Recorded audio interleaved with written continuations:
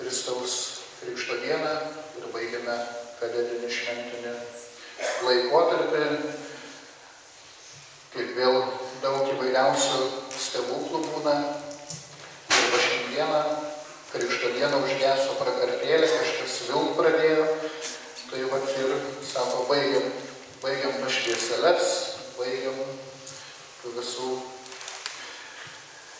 šventinį laikotarpį, žengėme į eilinį laiką, į kasdienybę, kuri taip pat, kaip jau minėjau, po gavėnios, kad su Dievu eilinio laiko nėra, visą laiką ypatingas. Taigi šiandieną tą Krikšto dieną Jėzus stovi eilėje. Eilėje su nusidėjėliais.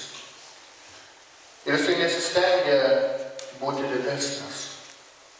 Nesislepia už kitų nugarų, nes labai puikiai žino, kad niekas negali nei atgailoti, nei atsiversti kito vietoje. Tik tu pats. Tik tu. Viešpats su jumis. Ir su tavimi.